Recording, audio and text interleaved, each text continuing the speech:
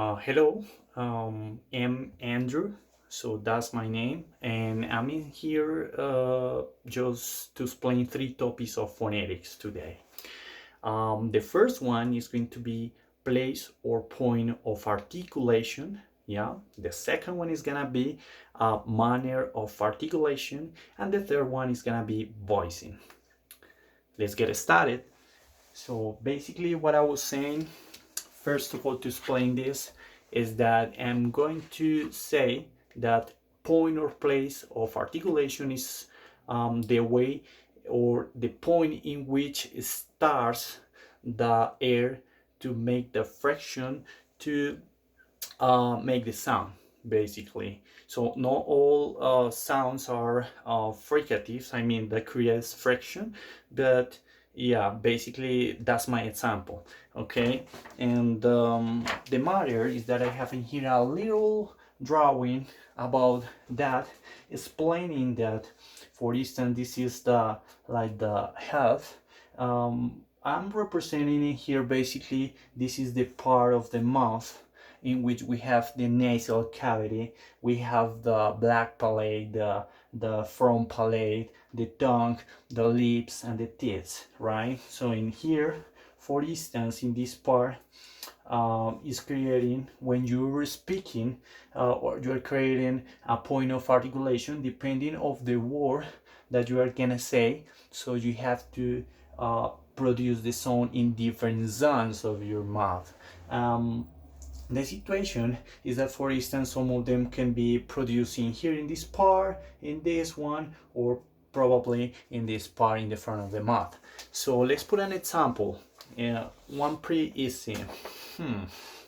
For instance, I'm gonna say vacations. Yeah, vacations is with the vowel V, which is v. Yeah.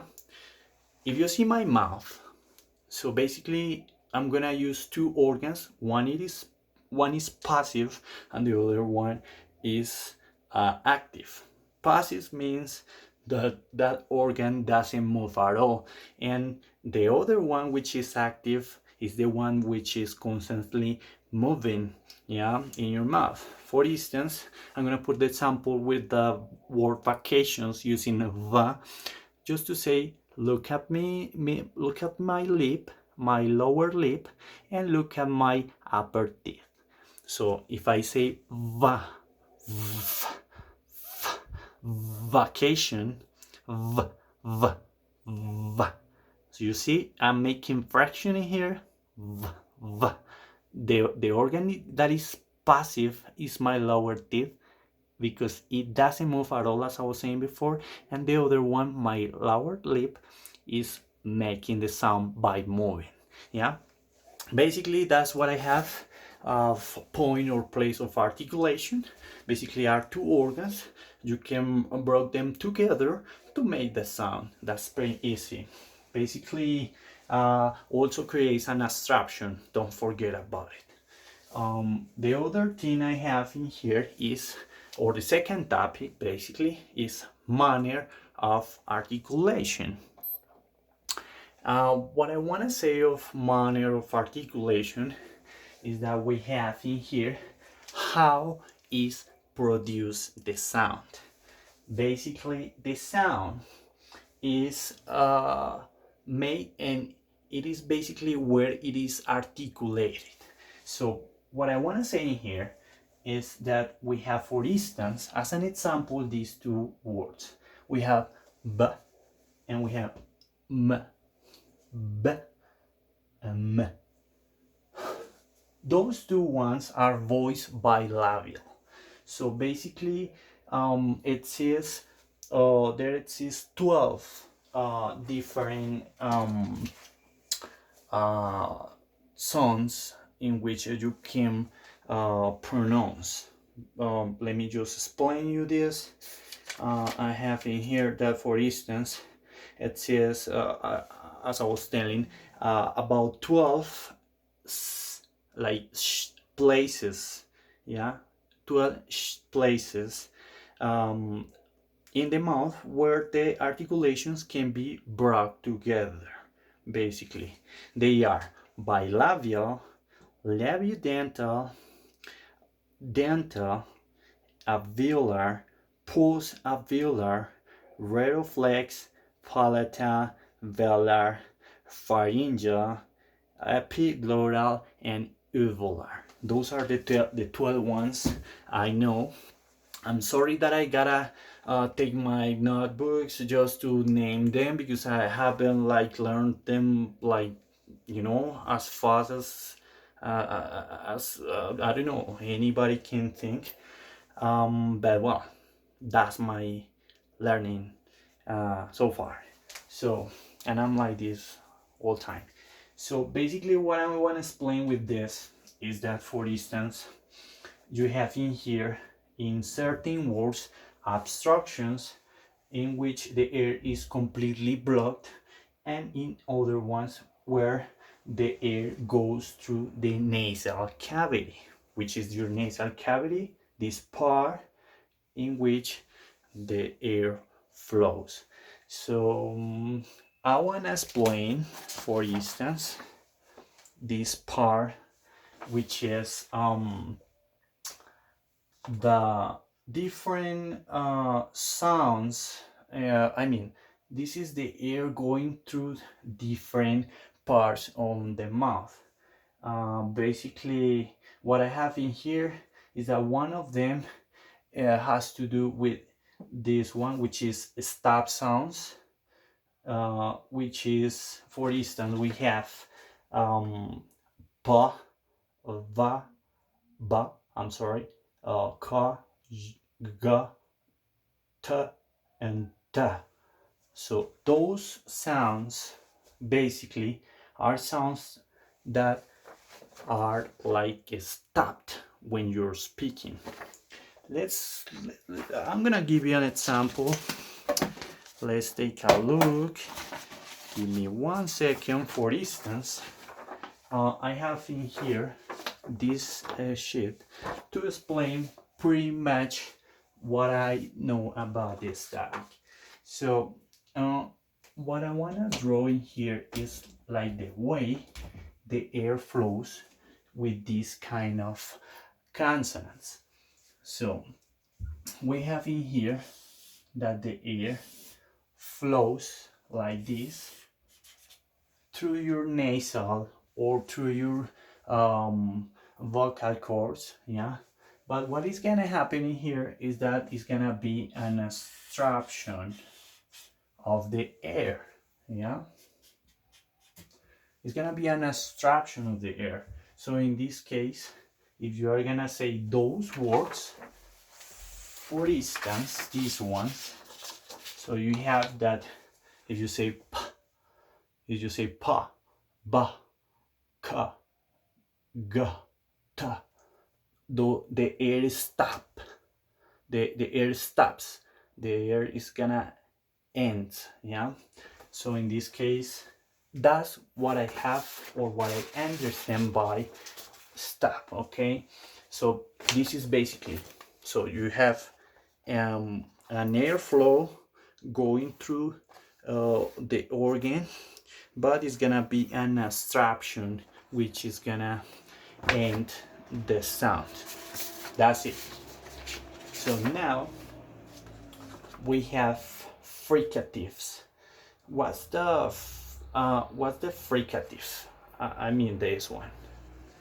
The fricative, we have these consonants, which is fa, va, z, sa, za.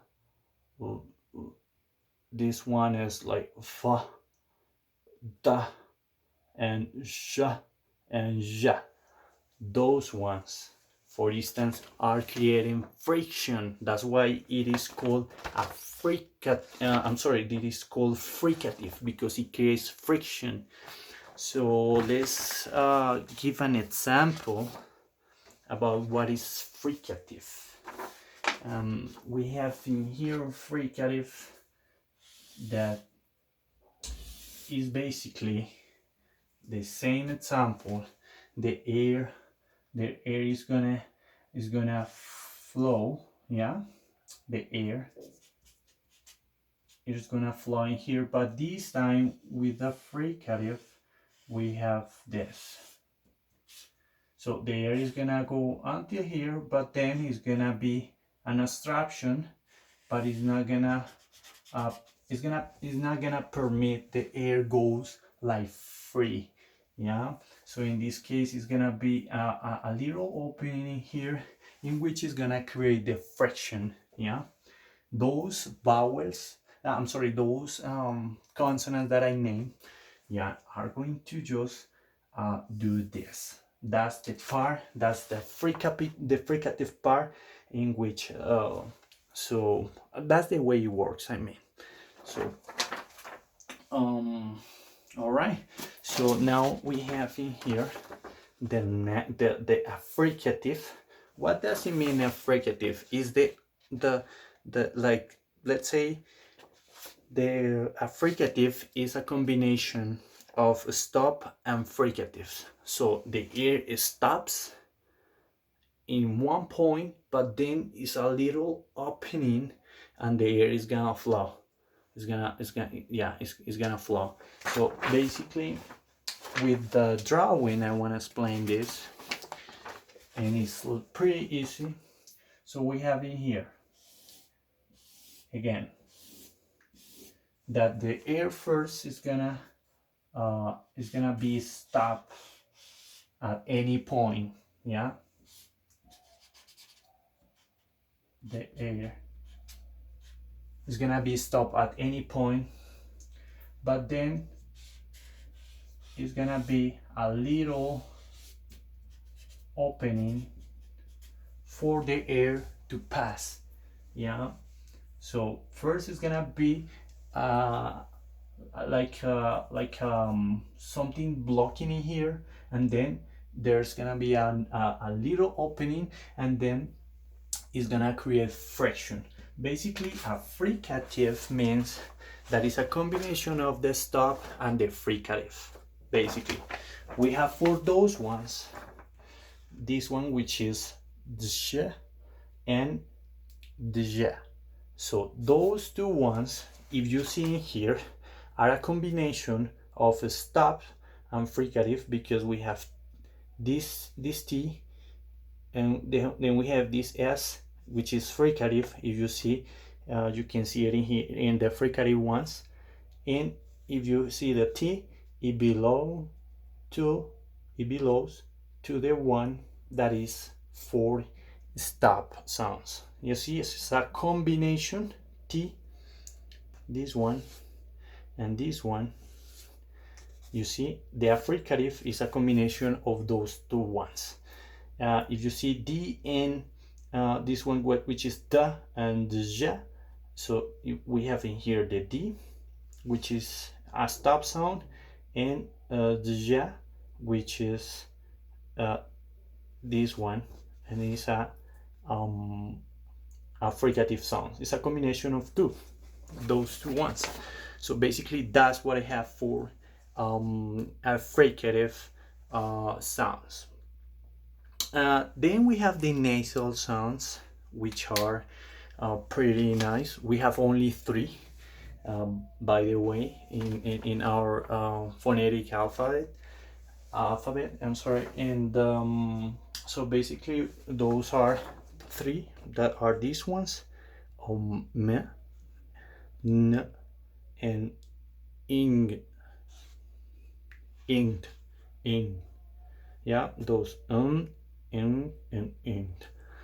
Okay, I don't know if those sounds are being pronounced well, because it's pretty difficult, but I'm trying to learn. So when you learn, when you explain something, when you teach something, you're learning twice.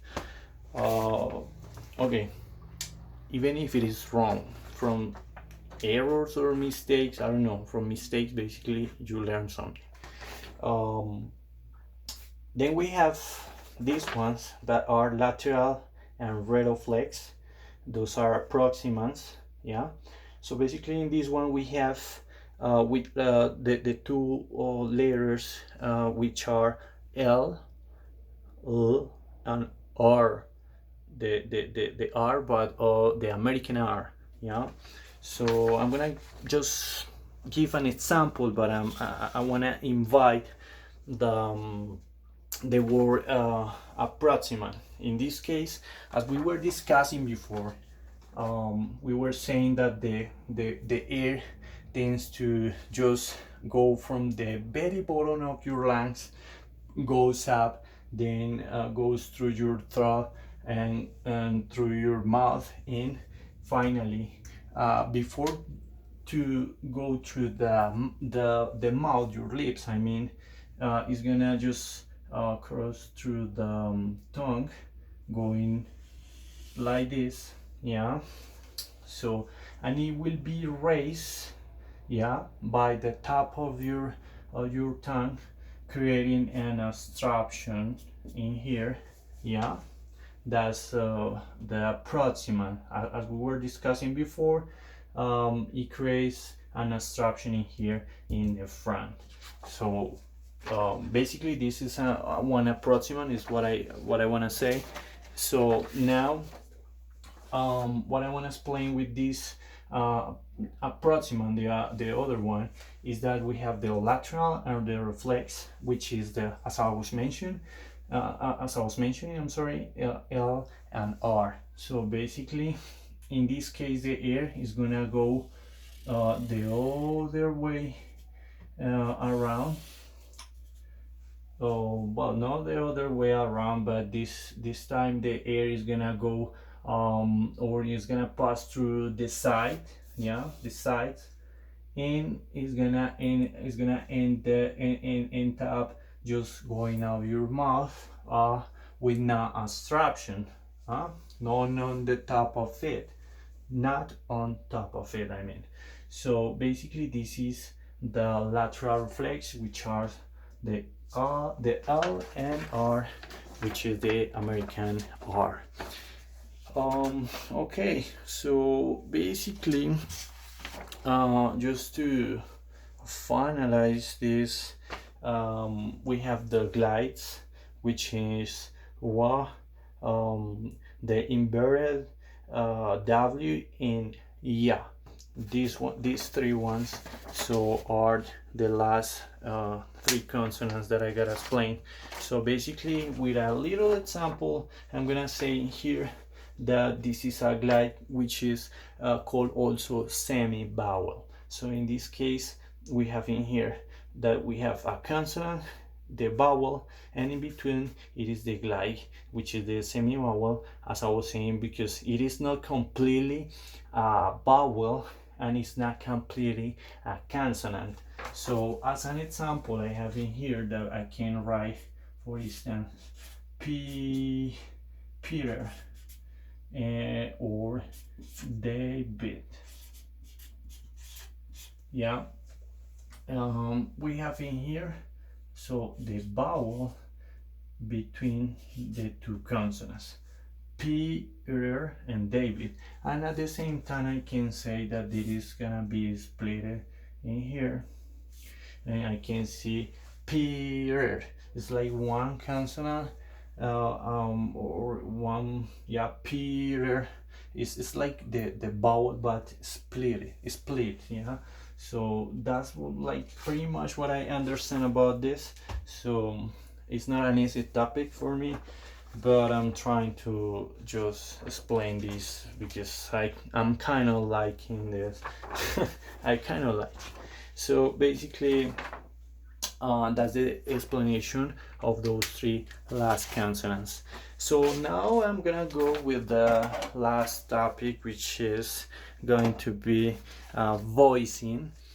Voicing, we have this part, so we can distinguish this part, because voicing basically is if the Aiden's apple, which is this one, vibrates or now vibrates. So basically we have two little samples to explain that topic, which is with this, which is za and za, za and za. So if you do the exercise, you can just take your fingers, put it on the uh Aiden say pull, and say like za. You make this sound.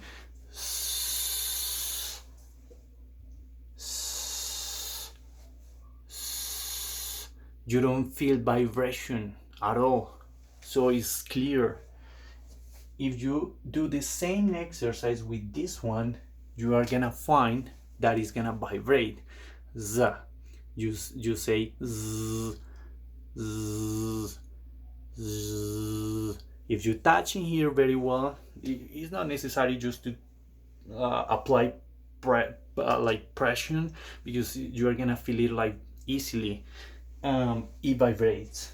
So those are two clear examples of it.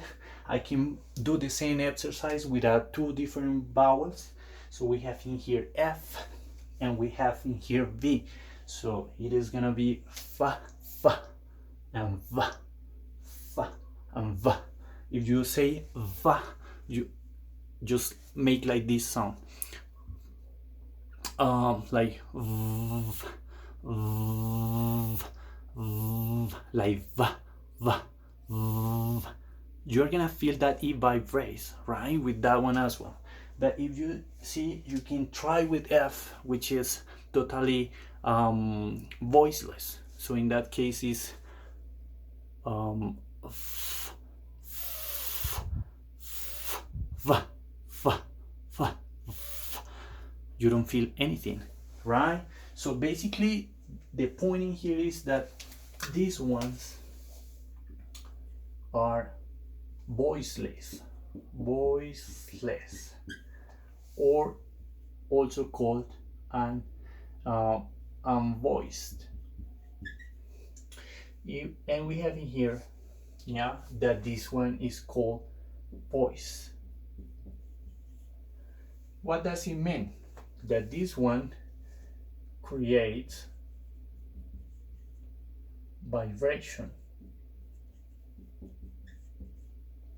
The voice one, and the voiceless or unvoiced doesn't create vibration. No vibration. For instance, well, those are the examples I have. The same thing. This one is this one is gonna be is gonna vibrate. This one is gonna be voiced, and this one is gonna be voiceless as well, because it doesn't vibrate. Basically the vowel chords vibrate in one of them, and in the other ones they do not. Yeah, basically that's my topic. I don't want to just spend more time on this. I know that I couldn't explain it in order, so I'm a little bit disorganized with my ideas, but I try to explain what I know. And that's it, teacher David. So I did what I could. Thank you very much.